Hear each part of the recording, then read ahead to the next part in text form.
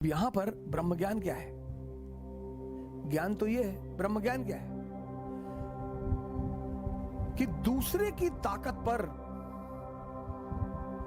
कभी ऐश करने की कोशिश मत करना।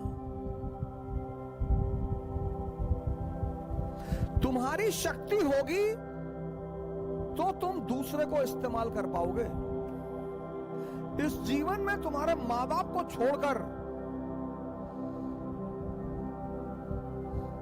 कोई तुम्हें राजा नहीं बनाएगा। ये ब्रह्म ज्ञान है। ज्ञान और ब्रह्म ज्ञान दोनों साथ में चलते हैं।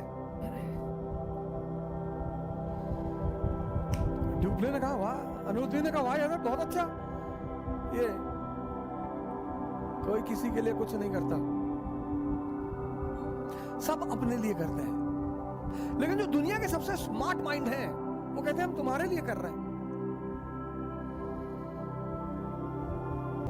तुमको अपनी लड़ाई खुद ही लड़नी पड़ेगी,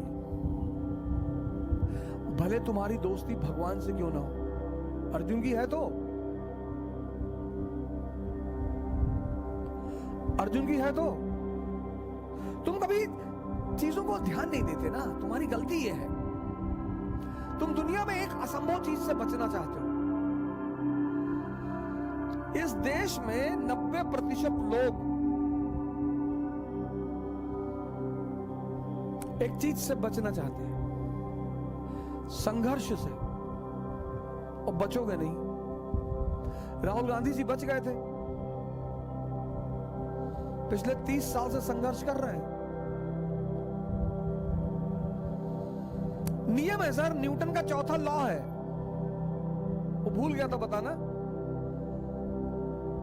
वो भूल गया था।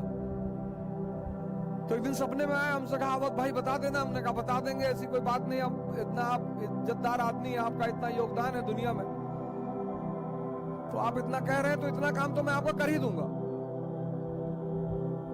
वो दाढ़ी वाड़ी रखे थे, अंग्रेज मॉडल में कैप वैप लगाए हुए थे। तो हमसे कहा कि गलती हो गई, हम बता ही नहीं पाए उस वक्त। अरे मैंने कहा कोई बात नहीं, सब छोटी मोटी बातें, इतना तो मैं बता ही दूंगा। ये न्यूटन का चौथा सिद्धांत है। शक्ति अर्जित करने के लिए संघर्ष करना पड़ेगा। दुनिया में कोई ऐसी टी शर्ट नहीं आती कि ऐसे लगा लो तो पल्ला दिखाई पड़ने लगे। वो डिप्स लगाना पड़ेगा। वो अगर चाहते हो कि बाहर निकले और लोग देखें हमारी बॉडी को, तो कोई टी शर्ट नहीं आती कि 6 पैक वाली टी शर्ट आ गई कि बाहर निकले तो 6 पैक दिखाई पड़ रहा है और बॉडी दिखाई पड़ रही है और लड़कियां गिर गई सड़क पर। ऐसा नहीं होगा चाचा।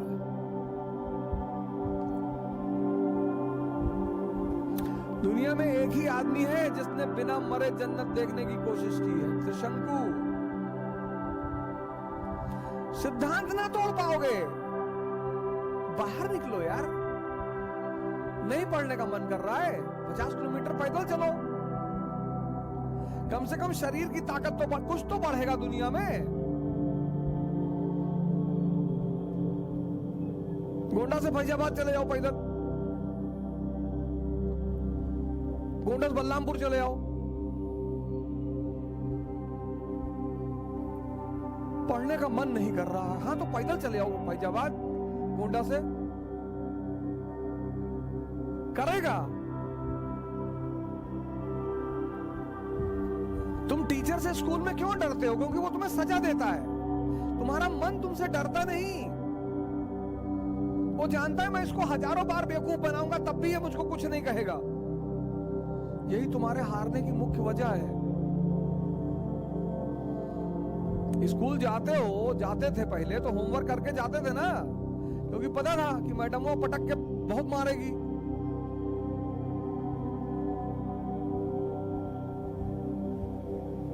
कैसे रोते थे टीचर के सामने कि मैडम जी रात में लाइट नहीं थी और लाइट कट गई, फिर हम होमवर्क नहीं कर पाए मैडम जी। तब पर भी मारती थी पटक के। हम तो कई बार पीटे गए।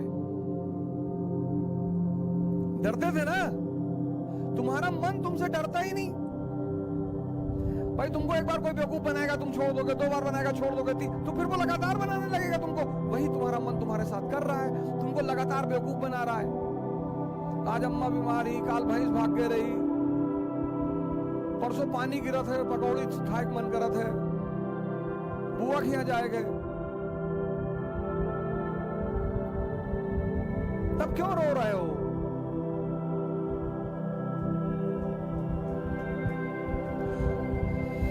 मरो ए जोगी मरो, गोरखनाथ का बहुत प्यारा स्टेटमेंट है ये। मरो ए जोगी मरो, मरोगे तो मजा आएगा।